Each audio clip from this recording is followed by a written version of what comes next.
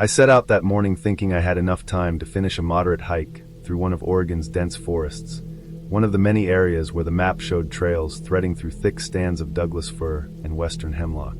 The air was crisp, the kind of early summer freshness that makes the forest smell like wet earth and pine needles.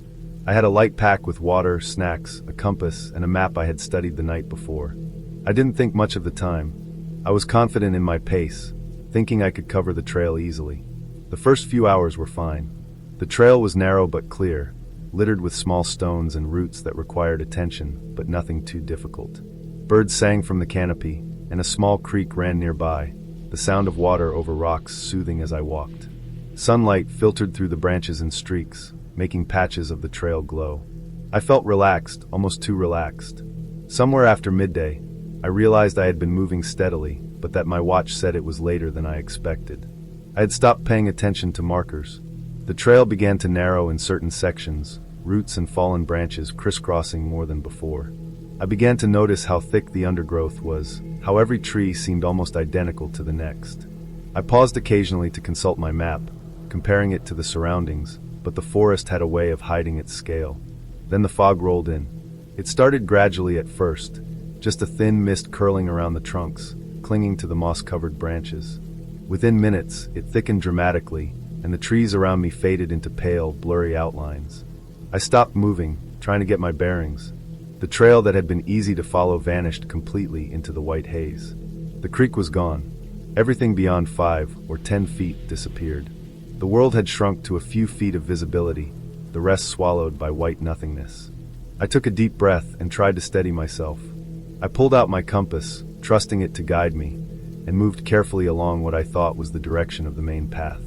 I quickly realized how unreliable it felt. Every tree, every root, every patch of mud looked the same. The fog warped distances, making trees appear closer or farther than they really were. I stepped on roots that I didn't notice until my feet slipped, scraping my hands and forearms against bark and brush as I tried to catch myself. My shoes squelched with water as the forest floor, soaked from overnight rain, had become muddy. Each step was a calculation, each move a minor battle to stay upright. My heart started racing as panic crept in.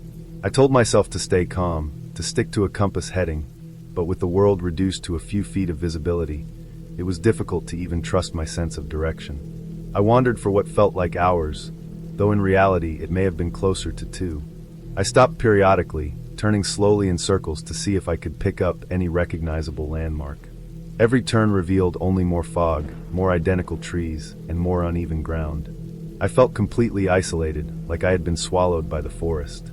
My water bottle was nearly empty, my legs were sore, my arms scratched and bleeding from collisions with branches. The sounds of the forest had changed too. Normally, I would hear the creek, birds, the occasional rustle of an animal, but now it was muffled. The fog seemed to absorb sound, leaving only the faint squelch of my boots in mud and the occasional cracking of a branch underfoot. At one point, I thought I saw a clearing ahead, a lighter patch through the fog. I moved toward it eagerly, hoping it was the main trail, only to find myself at the edge of a small ravine, hidden by mist. I froze, heart pounding, realizing how close I had come to falling. Slowly, carefully, I backed away, trying to find stable ground. That moment shattered any illusions of control I had left. I realized I could have walked in circles indefinitely, never finding the trail, never escaping the fog. The thought was suffocating. I pressed on, forcing one careful step after another. Every footfall was a mental battle against panic. My clothes were soaked, my shoes caked in mud, my skin chilled from damp and wind. I tried to track time, but with the sun hidden behind the fog, it was impossible. Shadows and light gave no clue, only a gray monotony that made every direction feel like every other. My mind started to play tricks on me. I thought I heard voices far off, but when I stopped and listened, there was nothing. I imagined the shapes of figures moving between the trees, but they were only the distorted shadows of branches in the mist. Eventually, after what felt like hours but was likely closer to 3 or 4, the fog began to thin slightly. Shapes slowly returned, and I began to make out the faint outline of a dirt road cutting through the forest. My relief was almost paralyzing.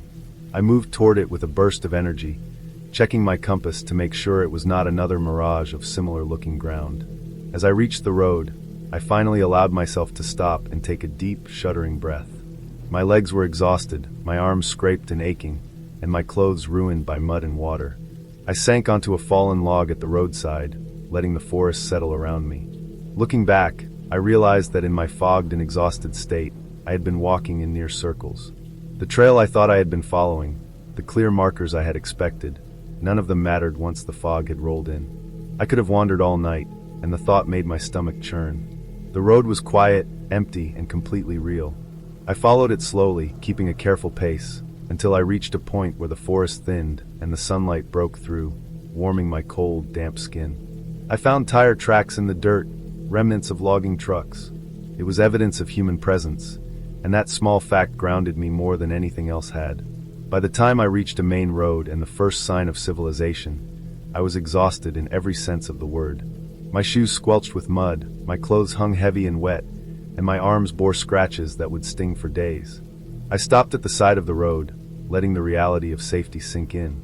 I had been completely alone, at the mercy of the forest and the fog, with nothing but a compass to guide me, and yet I had found my way out.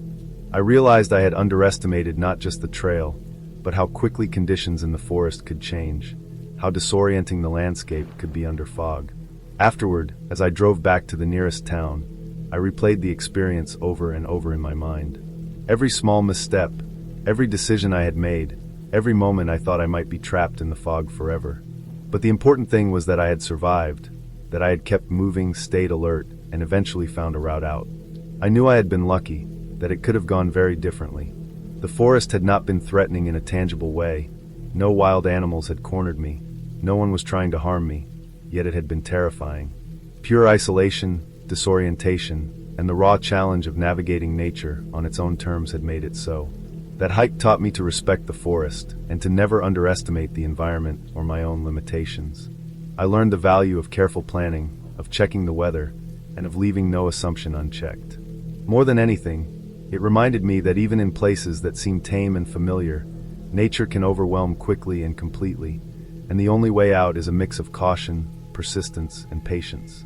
I made it back to my car that evening, mud-stained, scratched, tired, and more aware than I had ever been of how easily someone could disappear in the forest if they let their confidence get ahead of their caution. The relief was overwhelming, but so was the clarity.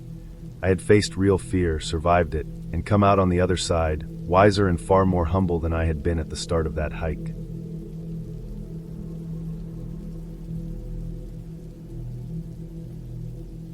I started my hike early in the morning, the sun just beginning to peek over the ridges of the Smoky Mountains. The air was thick with humidity, and the scent of wet leaves and pine lingered from a morning drizzle. The trailhead was quiet, almost eerily so, with only the distant sound of birds and the rustling of leaves in the soft wind. I was carrying a moderate pack, enough water for the day, and some snacks, thinking it would be a typical summer trek, nothing unusual. The path started well-marked, wide enough for a single person, lined with ferns and moss-covered rocks. The trail wound along a gentle incline at first, the soil soft and damp from the overnight rain. I could hear the faint sound of a stream running parallel to the trail below, and the occasional chirp of cicadas created a rhythmic background noise that I usually found calming. As I walked, I noticed movement ahead. At first, I thought it was another hiker, maybe someone else who had decided to start early. As I got closer, the figure became clearer. It was a man walking slowly, hunched over, almost dragging his feet. His head was down, and he muttered something under his breath. At that distance, I couldn't make out words, but there was a pattern to it, a rhythm that was strange and unsettling. I called out to him casually, expecting the normal response of a hello or acknowledgement, but there was nothing. No pause, no glance, no change in pace. He continued moving forward, head bowed, muttering to himself. I hesitated for a moment, considering whether to pass him or keep my distance, but the trail was narrow, and there was no easy way around him. I adjusted my pack and carefully walked past, keeping a safe distance. My boots made soft crunching sounds on the wet soil, and I focused on maintaining my footing as I moved along the trail. As I passed, I glanced back briefly to get a better look. The man was gone. My eyes scanned the trail behind me, following the curve of the path, but there was no sign of him. No footprints in the mud, no movement, nothing to indicate that he had turned back or left the trail. The underbrush was thick on both sides, and there was no visible path leading away from where I had seen him. A chill ran through me, though I knew it was just summer, humid and hot. and my body was reacting to the unexpected situation. I quickened my pace, telling myself it must be a trick of my eyes, that he had stepped off the trail for a moment, and I simply hadn't seen him. But the thought didn't comfort me. The forest was dense and isolated, the kind of place where getting lost was easy if you weren't paying attention. The trees pressed close to the trail, their branches hanging low, and the occasional deadfall forced me to step carefully over roots and rocks. My eyes kept darting back, scanning for movement, for any sign of the man. The further I walked, the more uneasy I became. The trail twisted and turned, moving up steeper slopes where the air was cooler and smelled of damp earth and moss. The underbrush thickened, and the noise of wildlife became more sporadic. I could hear the distant call of a crow and the rustle of leaves as a small animal scurried away from the trail. My pace increased without my conscious thought, my heart rate climbing with every step. At one point, the trail opened slightly, revealing a small clearing. Sunlight broke through the canopy, falling in bright patches on the forest floor. I paused to catch my breath, drinking some water and listening to the forest around me. The silence was heavier than I expected, no rustling, no sounds of human presence, just the faint murmur of the stream below and my own breathing. I looked behind me again, scanning the trail that led back down the mountain. Nothing. No sign of the man. I shook my head, trying to force rational explanations. Perhaps he had stepped off the trail earlier and hidden behind a tree. Perhaps he had slipped into a side path I hadn't noticed. The forest was full of small, almost invisible animal paths that could easily conceal a person. Despite my attempts at reasoning, the memory of his strange walk and the way he disappeared clung to me. I continued up the trail, moving faster now, my boots slipping slightly on wet roots and rocks. The incline grew steeper, my legs burning with the exertion, but I couldn't slow down. Every rustle in the trees, every snap of a twig, made me startle.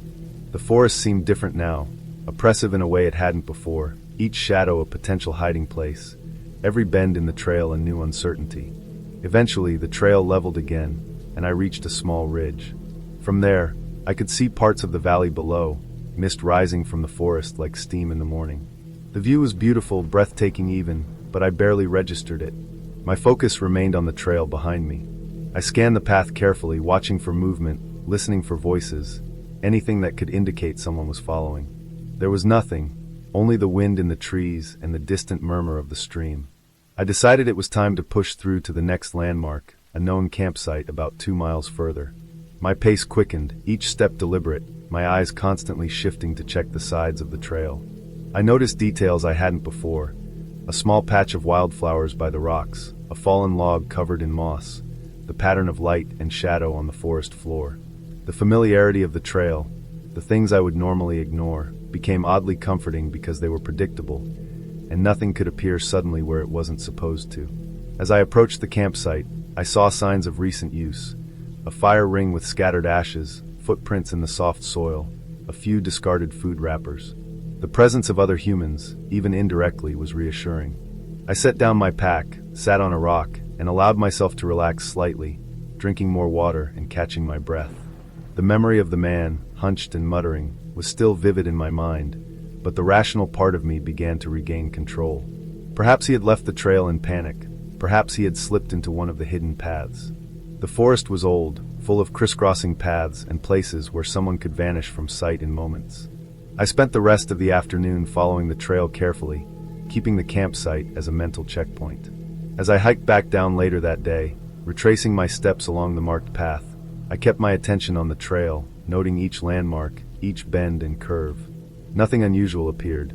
The man never reappeared, and I felt a growing sense of relief with each step that brought me closer to the parking area. By the time I reached my car, late in the afternoon, the sun was lowering behind the mountains, casting long shadows across the forest floor. I felt exhausted but relieved. The hike had been physically demanding, but the sense of unease that had gripped me earlier slowly faded as I drove away, listening to the quiet hum of the engine and the familiar sounds of the road. Even now, weeks later, the memory sometimes returns when I'm outdoors, especially in quiet, isolated areas. I remember the strange figure, hunched and muttering, and the impossibility of his disappearance. It doesn't scare me in a supernatural way. It's simply the reminder that people can move through spaces in ways that defy immediate explanation, that even in familiar forests, unexpected things can happen. It has made me more cautious, more aware of my surroundings, and I hiked differently now, paying closer attention to every detail, knowing that the forest can hold mysteries that are unsettling but very real. The experience ended without incident, but it changed the way I approach solitude and the unknown. I returned home safely, but the image of him, and the silent impossibility of where he went, stayed with me.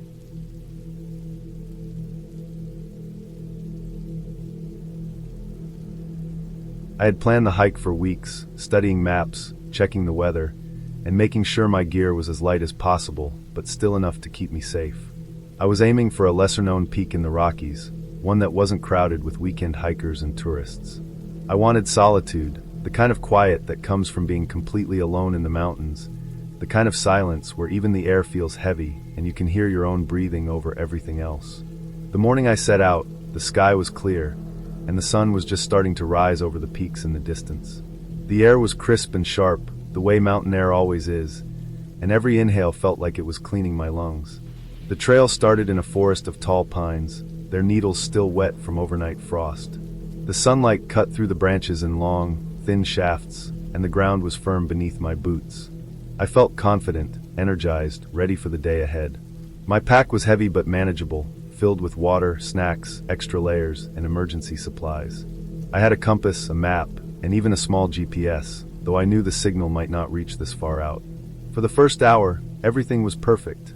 The trail markers were easy to see, painted on trees at regular intervals, and I followed them without hesitation. Birds chirped overhead, small animals rustled in the underbrush, and the forest felt alive but not threatening.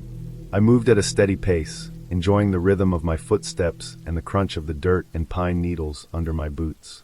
I stopped occasionally to take photos of the scenery, the sun hitting the peaks just right, and to sip water, feeling the cold refresh me. There was a sense of peace, the kind that only comes when you're truly alone and surrounded by nature. Then, after about an hour and a half, the trail markers became sparse. At first, I didn't worry. I thought maybe I just needed to pay more attention. Maybe the trail was less maintained here. I slowed down, scanning the trees, looking for the familiar orange blazes I had seen earlier. But the markers weren't there. I tried to rely on memory, the route I had memorized from the map the night before. I turned where I thought the trail should continue. That's when I realized I had veered onto an old logging path. The ground was loose gravel, stones shifting under my boots with every step. Each crunch echoed unnaturally in the stillness of the forest, making me jump more than once. The path was narrow, lined with fallen trees and old stumps. Small shoots of new growth tried to reclaim the space, and the smell of wet wood and pine sap was stronger here. I tried to tell myself it was fine, that I could find the trail again, but the further I walked, the more uniform the landscape became. Every turn looked the same, dark green pines, broken logs, patches of brown moss. By mid-afternoon, clouds rolled in, and the sun disappeared behind them. The temperature dropped quickly. My hands grew cold inside my gloves, my breath coming out in white puffs. I reached for my phone to check GPS, only to find no signal. Panic started to creep in. I tried backtracking, carefully marking where I turned, but it felt impossible. The forest seemed endless, a maze that refused to let me find my way. Shadows grew long and dark, and the wind picked up, cutting through my jacket and making my skin sting. I realized that if I didn't find a safe place soon, I would be stuck out here overnight without proper shelter. Night fell faster than I expected. The wind became sharper, slicing through my layers as if it knew I was alone. I stopped walking and looked around, trying to find any landmark or anything familiar, but there was nothing. The forest felt huge, oppressive, and I was painfully aware of how small and fragile I was in comparison. I found a large tree with low branches and huddled beneath it, trying to shield myself from the wind. My backpack became my pillow and blanket, though it offered little warmth. I hugged myself tightly, rocking slightly to keep some heat in, knowing I couldn't afford to fall asleep completely, not yet. Every sound made me tense, the snap of a branch, the rustle of leaves. I wasn't afraid of wildlife exactly, but the uncertainty of what was out there made my nerves raw. Hours passed slowly, stretching into an endless nightmare of cold, darkness, and silence. I had trouble remembering how long I had been there. My legs ached from walking, my shoulders from carrying the pack, my teeth chattered despite my layers. I tried to keep moving occasionally, forcing myself to take small steps in one direction, hoping to stumble onto a real trail. Each step felt heavier, each breath more labored. The cold made my joints stiff, my fingers numb despite gloves. I had to ration my water carefully, knowing that dehydration could make the situation worse. Food didn't seem important at first. Hunger had been replaced with a deep, gnawing fear. I thought about the worst-case scenarios, getting lost forever, falling, spraining an ankle, or worse, but I also told myself to stay calm. Panicking would only make things worse. I repeated simple instructions to myself, focusing on breathing and moving carefully, trying to remember every turn I had made. The night finally passed. The wind eased as dawn approached, though the cold remained. Light filtered through the clouds in pale, gray beams. I could just make out shapes of trees and the uneven ground. Exhausted, wet, and shivering, I started walking again, keeping my eyes open for any sign of a trail. My boots were soaked, my pants damp from crawling under branches and sitting on the wet ground. My sense of direction was shattered. Every tree looked the same, but I kept moving slowly, deliberately. After what felt like hours, but was probably only a few, I spotted something familiar. A faint, narrow path, partially overgrown but unmistakably a trail. My pace quickened despite my aching body. I followed it carefully, marking each step in my mind. The trail wound downhill and eventually opened into a clearing. Sunlight broke through the clouds, and the warmth on my face felt almost unreal. Relief washed over me so strongly it made me dizzy. I kept moving, stumbling over roots and rocks, until I reached a wider trail with fresh footprints. The sense of safety was overwhelming. I followed the trail until I finally reached a dirt road leading to a ranger station. I was cold, dirty, and exhausted, but I had made it. I checked my watch and realized I had been wandering for nearly 20 hours. I felt every muscle in my body scream in protest, every joint stiff and sore. I was soaked through, but I didn't care anymore. I had survived, and I had found my way out. That experience taught me more than any hike ever had. I learned the danger of underestimating the mountains, of assuming you can always find your way without paying attention. I learned how quickly weather can change, and how isolation magnifies fear. Most importantly, I learned to respect the wilderness in a way I hadn't before. I never took shortcuts again. I never relied on memory alone. Every trail marker, every map, every careful step became vital. And even though I eventually summited other peaks, hiked for longer days, and pushed myself further, that day in the Rockies stayed with me, a clear reminder of how fragile we are when we step into the wild. I returned home more cautious, but also more grateful for the clarity that comes from surviving something that could have gone so wrong. Every hike after that was different. I never assumed, I never rushed, and I always respected the mountain's quiet, immense power.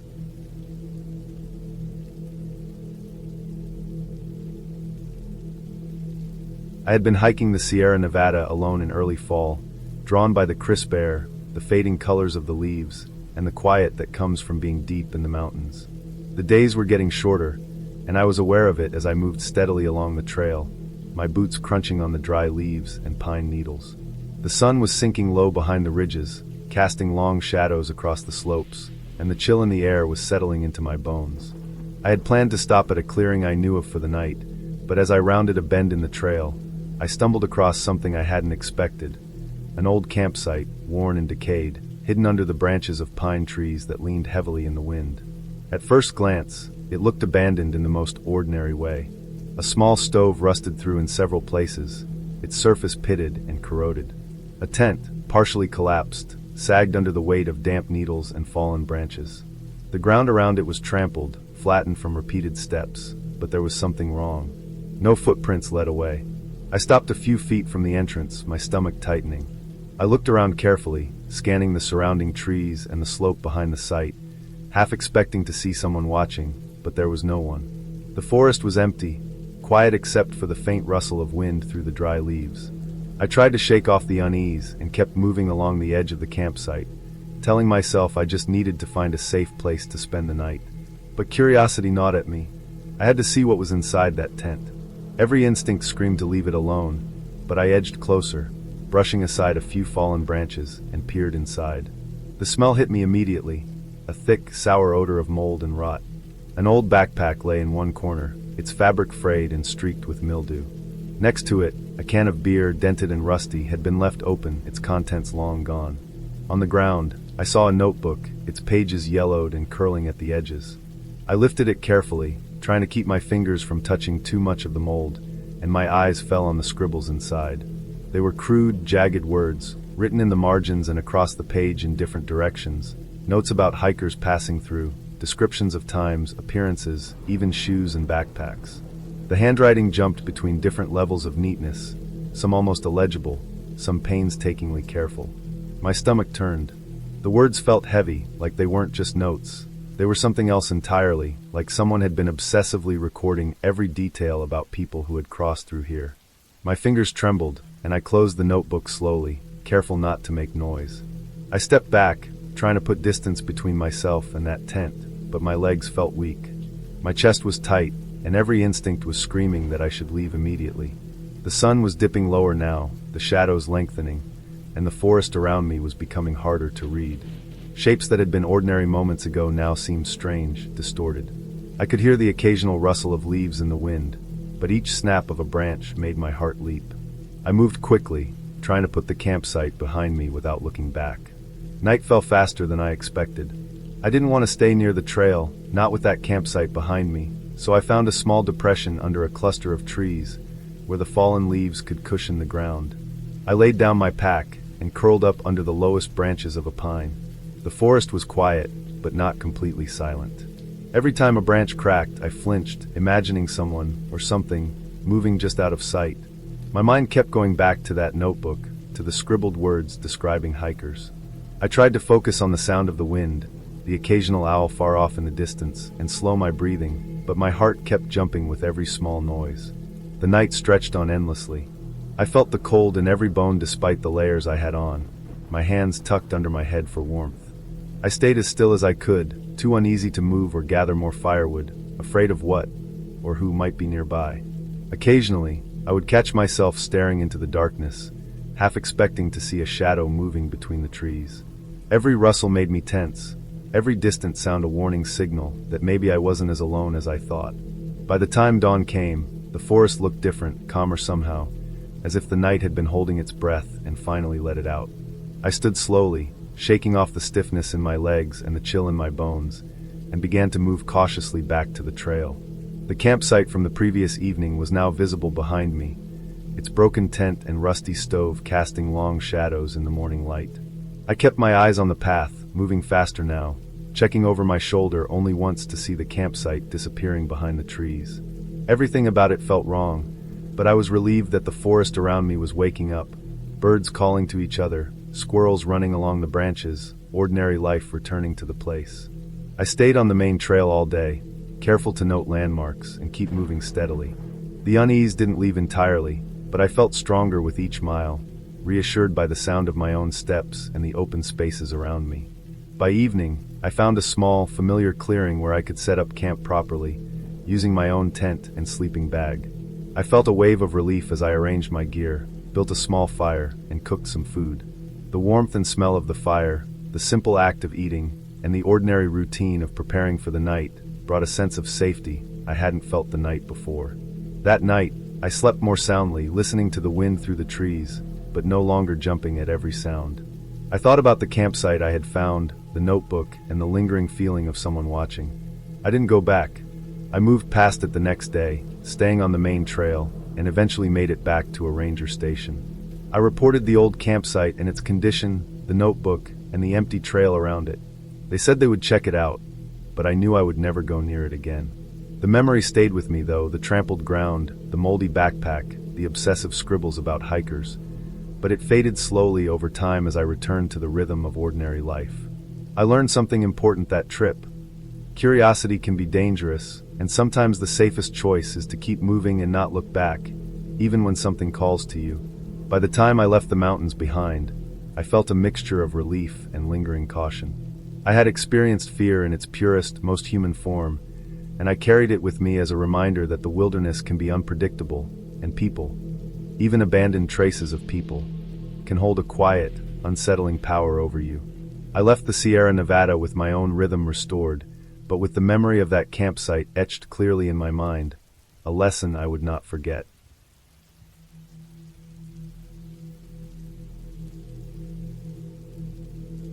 I arrived at the trailhead in the Cascades late in the afternoon, and the place was completely empty. The parking area had a few patches of snow left from an early storm, but otherwise it was quiet. The air smelled cold and sharp, like ice and wet pine. I had been hiking all day, starting from a lower trailhead a few miles down the road, and I was eager to find a spot to camp before dark. By the time I reached a ridge overlooking a narrow valley, the sky was turning a deep blue, the kind that signals night is coming fast. I picked a small clearing among a cluster of fir trees and set up my tent, making sure it was anchored well against the gusts that already rattled the branches above. The wind had been picking up all evening, whistling through the trees, making the branches groan. I double-checked my gear, securing my sleeping bag inside the tent and making sure my food was safely packed away in a bare canister. The temperature had dropped quickly, and I was glad for my layers. I could hear the wind moving down the ridge and into the valley, carrying with it the faint, distant sound of shifting snow and falling branches. The sun disappeared behind the peaks, leaving the world in a mix of gray shadows and the silver light of dusk. I crawled into my tent with a small flashlight and tried to calm myself with the thought that the wind would pass by morning. Around midnight, I was half asleep when a sudden gust tore through the trees with a strength that shook my tent poles.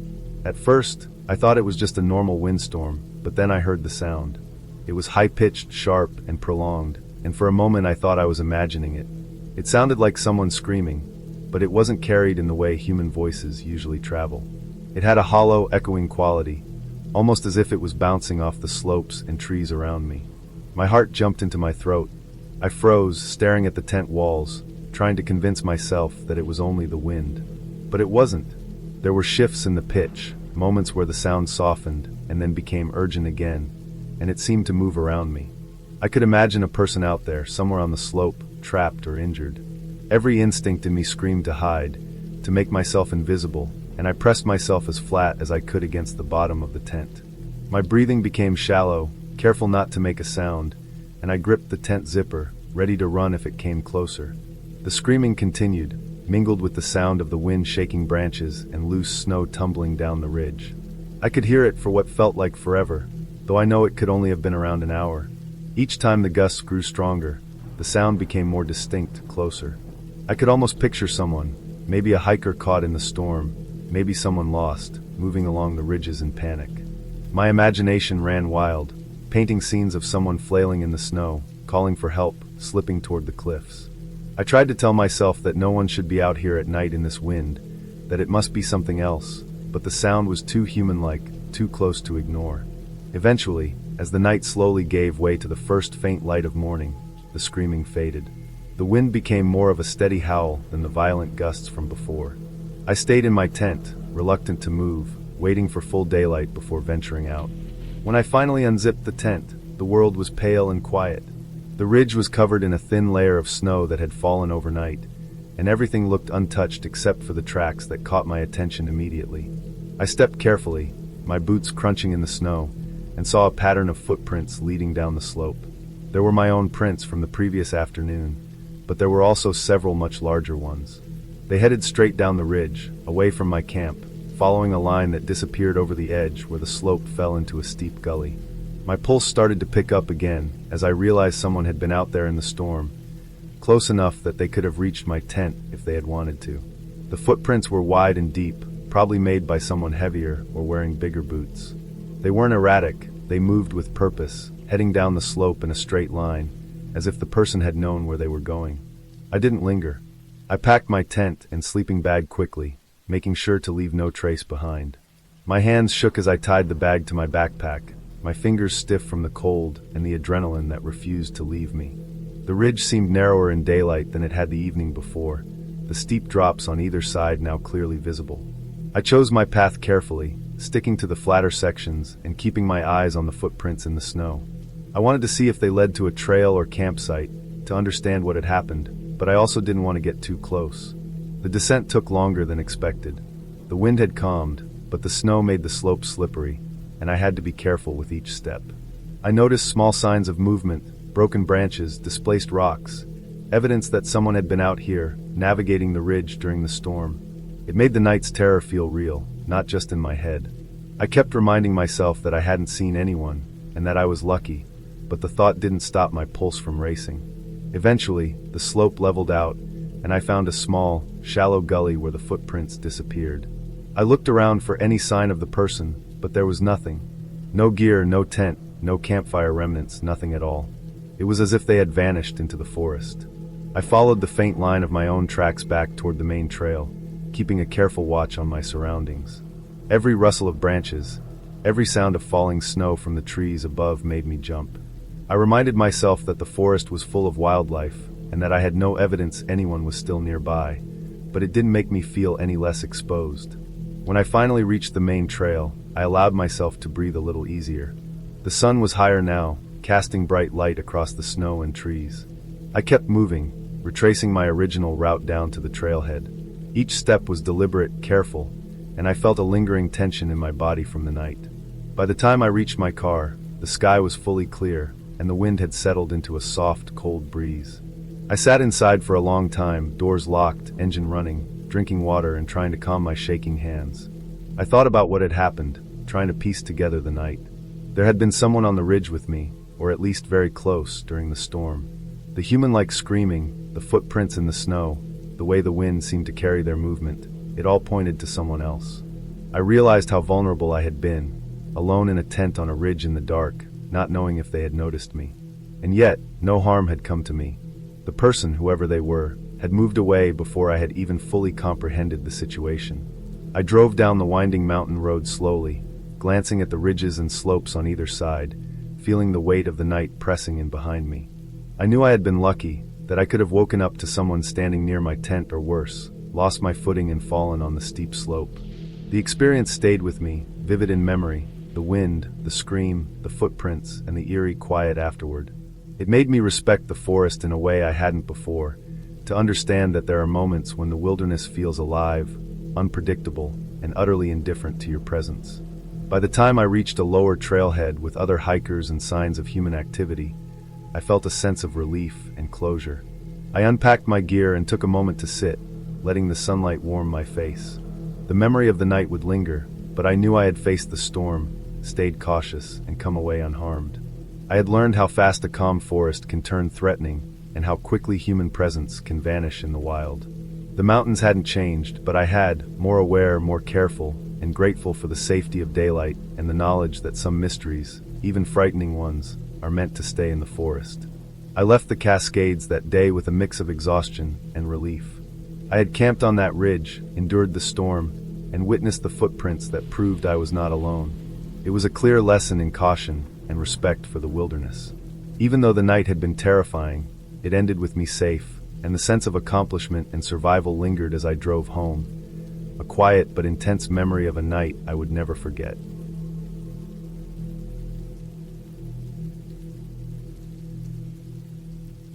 The summer heat pressed down on me as I hiked through the Appalachian Mountains, the air thick and heavy with humidity. My friend and I had planned this hike for weeks, studying the maps, plotting our course, and imagining the quiet beauty of the backcountry. The sun was high, beating through the gaps in the trees, scattering patches of light across the forest floor. I could hear the steady rhythm of our boots crunching along the dirt trail, punctuated by the occasional bird call or rustle in the underbrush. The trail was mostly easy at first, gentle slopes and soft soil underfoot, but the map warned of a river crossing a few miles ahead. I didn't think much of it at first, expecting a simple bridge or a shallow ford, something manageable. When we arrived at the river, I realized immediately that the map had lied. Or maybe the bridge had been washed away months ago. All that remained were slick, moss-covered rocks scattered across the fast-moving water. The river itself was wider than I expected, and the current churned with a force that made me uneasy. My friend, more confident in balance and experience, moved first, testing the stones carefully. One wrong step nearly sent him tumbling into the water, and I watched with a tight stomach as he steadied himself, gripping a tree branch at the edge. My heart started beating faster. What looked like a simple crossing was now threatening, and I could feel the tension in my chest, the cold drip of anxiety running down my spine. I took a deep breath and stepped onto the first stone, testing it for stability. The rock wobbled slightly under my weight, slick from the river spray and moss.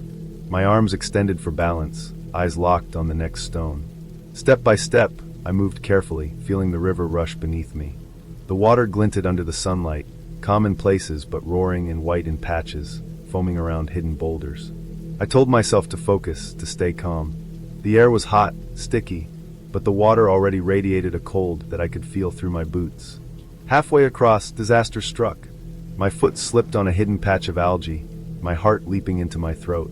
Cold water surged over my legs, shockingly icy against the summer heat, and I struggled to keep my balance. The current grabbed at me, tugging at my boots, trying to sweep me downstream. Panic clawed at my chest, and for a terrifying few seconds, I felt completely helpless. My hands grasped at the nearest rock, fingertips scraping against rough, wet stone, trying to find purchase. The river's force was terrifying, relentless, and I could almost feel myself losing ground with each second that passed. I fought with every muscle, bracing my legs, gripping the rock, willing my body to stay upright. By some miracle, I managed to pull myself to a more stable stone, heaving in breath after breath. My legs shook violently from the shock, my clothes soaked through, sticking to my skin uncomfortably. The cold water drained some of my strength, leaving me trembling and numb. I took a moment, planting my feet firmly, feeling the tension in my legs and arms, and slowly regained my composure. The rest of the crossing went more cautiously, one careful step after another, until I finally reached the far bank. My relief was overwhelming. My friend had been waiting, eyes wide, probably more scared than he let on. I was drenched, shaking, heart still hammering, but we had made it. We moved away from the riverbank slowly, trying to dry off in the sticky heat.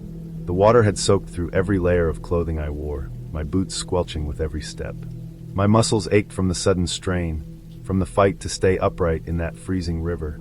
Even as the sun beat down, warming my skin again, I felt a lingering chill, a reminder of how close we had come to disaster. The water hadn't seemed that deep or that fast when I first looked at it from the trail, but it had been enough to overwhelm me in an instant. As we continued along the trail, the memory of the river crossing lingered in my mind. I kept picturing the cold surge of water, the powerful grip of the current, the moment I thought I might be swept away. Every rock and rushing stream we passed afterward drew my attention, making me cautious, calculating each step with a new respect for the wilderness. The mountains were beautiful, with lush green trees, sun-dappled clearings, and the distant scent of pine and damp earth, but I realized that beauty carried danger in equal measure. Later, after hours of hiking, we set up a small camp on a gentle slope just off the trail. The sun was beginning to dip, casting long shadows across the forest floor, and the air had cooled. I changed out of my wet clothes into something dry, wringing out my socks and boots as best I could. The effort was tedious, the damp fabric heavy in my hands, but it was necessary. My body felt exhausted, not from the hike itself, but from the shock of the river and the constant alertness I had maintained. Even sitting quietly, eating a simple meal from our packs, I could feel the residual tension in my muscles, the heartbeat that wouldn't fully slow. I spent a long time staring at the topographic map that night, tracing the lines of rivers, hills, and trails. That one river crossing had changed the way I viewed every river, every rock, every stretch of water on the map. I realized how easily a small mistake could have ended badly, how quickly comfort and confidence could turn into danger. It was humbling, and it left me with a new respect for the mountains and the unpredictability of nature. We made it through the rest of the hike without incident, but I never forgot that crossing. It became a mental checkpoint, a reminder that I needed to respect the terrain and never underestimate even a shallow river or a small set of rocks. Weeks later, even when planning new hikes, I found myself circling river crossings, noting which ones might require extra caution. The fear I had felt wasn't some dramatic panic. It was a lesson in awareness and preparation. That day, soaked, shivering, and tense, I had learned that even a summer hike could turn dangerous in an instant if I wasn't careful. Looking back, I understood that the river had taught me something important. Hiking wasn't just about enjoying nature or reaching a summit. It was about understanding the environment, preparing for the unexpected, and respecting the power of natural forces. The crossing could have ended differently, but it didn't, and that made every step afterward feel more intentional, every choice more deliberate. I carried that lesson with me, and it shaped the way I approached trails, rivers, and the mountains themselves from then on. That day in the Appalachians stayed with me, etched into memory, a vivid reminder that the wild could be unforgiving, but survival and awareness could turn a near disaster into a story of triumph and careful respect. By the time we returned to the trailhead, exhausted and muddy, the sun low in the sky, I felt a sense of calm mixed with pride. We had faced the challenge, crossed the dangerous river, and emerged intact. The mountains had tested me, shown me the thin line between caution and catastrophe, and I had passed that test. I didn't need any dramatic conclusion or heroics, just the quiet knowledge that I had respected the river, respected the challenge, and survived it. That hike ended with a steady walk back to the car, the forest quiet around us, the air cooling, and the satisfaction of knowing I had learned something about the mountains, about nature, and about myself that no map or trail guide could have taught.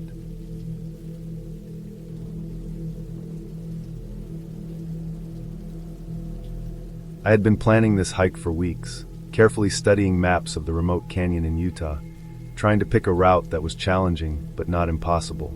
The canyon was deep and narrow in places, with towering sandstone walls that trapped the sun in shifting patterns across the red rock.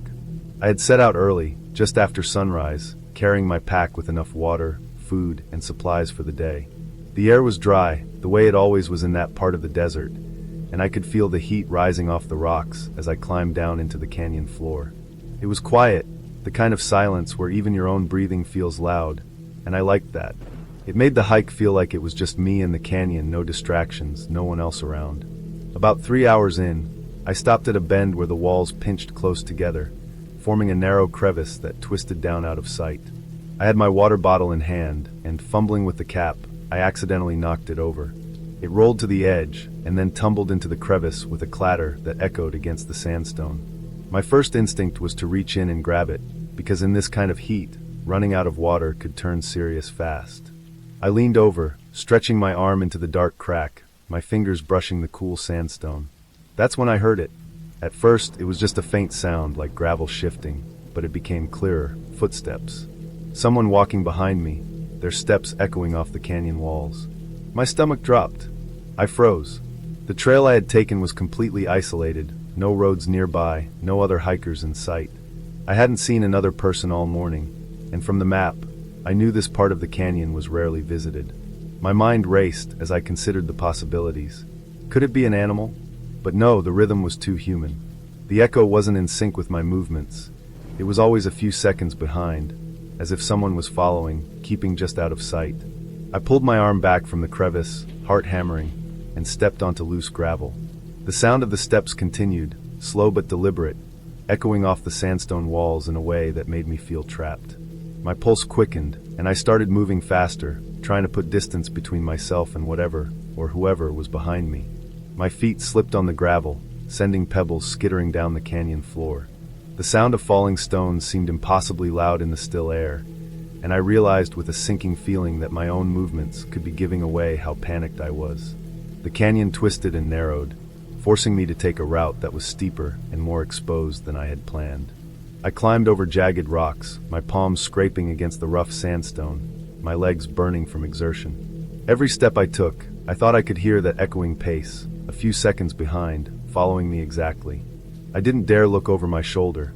The sound alone was enough to keep me moving. My water bottle had been forgotten in the crevice, the thought of it completely swallowed by the urgent need to get out of that tight, echoing space.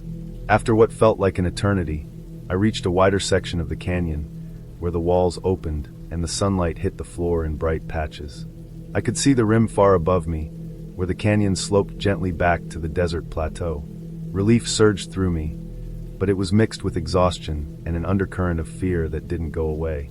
My breathing was ragged, my legs shaking from the climb, and my palms scraped raw from gripping rocks. I climbed steadily, trying to keep my balance on loose gravel and sand. The footsteps seemed to fade as I gained height, but I couldn't convince myself they had disappeared completely. Finally, I reached the rim. I scrambled onto the flat plateau, chest heaving, and I stopped to catch my breath. The canyon stretched below me, silent again, nothing moving, no shadow or figure in sight. I forced myself to look down the path I had climbed, scanning every crevice and gap. Nothing. No one. The echoes had stopped. The sun was beginning to dip behind the distant cliffs, casting long shadows across the canyon floor.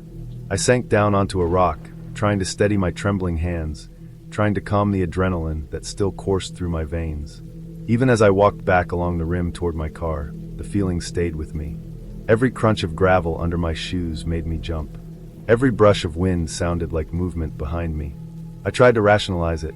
Maybe it had been the canyon itself, sounds bouncing off walls, creating echoes that seemed human. Maybe it was my imagination, a trick of fear in the isolation. But the memory of the rhythm, The way the steps had lagged behind me, just out of sync with my own, refused to let go. By the time I reached the dirt road that led to the parking lot, the sun was gone, leaving a violet haze over the canyon. The area was far more populated now, with hikers coming down from other trails, tourists taking photos, people with dogs and backpacks. Normally, that would have calmed me. But even in the midst of others, walking past families and other hikers, I felt the same shadow of awareness behind me, the same reflex to glance over my shoulder. I forced myself to focus on the sound of normal life, the chatter of voices, the hum of distant engines, letting those ordinary noises replace the echo in my mind. When I finally reached my car, I locked the doors and sat inside for a long time, drinking water, letting the physical exhaustion wash over me. I realized then that the fear had less to do with the possibility of being followed by another person, and more to do with how completely isolated and vulnerable I had been. In that canyon, even a small mistake could become serious fast. The memory of the footsteps was terrifying because it reminded me how small and exposed I was, how easy it would have been for someone, or something, to take advantage. I drove home slowly, leaving the canyon behind. By the time I reached the edge of town, I could finally feel the tension in my shoulders easing. I kept thinking about the hike, the steep walls, the crevice, the echoing footsteps. But with daylight fading and the comfort of my apartment waiting, I let the logic of civilization push back the fear. I reminded myself that no one had been there, that the canyon had just played tricks with sound. The feeling of being followed faded gradually, replaced with relief and a lingering respect for the remoteness of the canyon. Later, when I looked back on that hike, I understood something important. The fear wasn't just about someone else. It was about how unprepared you can feel when alone, how quickly isolation magnifies every sound, every movement, every shadow. I didn't go back to that particular crevice, and I didn't leave my water bottle in my pack again. I kept hiking, but I learned to plan even more carefully, to always be aware of my surroundings, and to respect the solitude of the wilderness. The canyon had reminded me, in a very real and frightening way, how unpredictable the outdoors could be. And I carried that lesson with me every time I set foot on a trail after that day. Even now, weeks later, when I hike somewhere crowded, I can still feel that faint echo in the back of my mind. But it's no longer panic. It's a quiet awareness, a memory of being alone in the canyon, a reminder of how easily fear can creep in when you're vulnerable. That day, I learned how to listen to the land, to respect it, and to move through it carefully. The fear didn't disappear completely, but it became something I could carry with me safely, a lesson in staying alert and alive in the wilderness.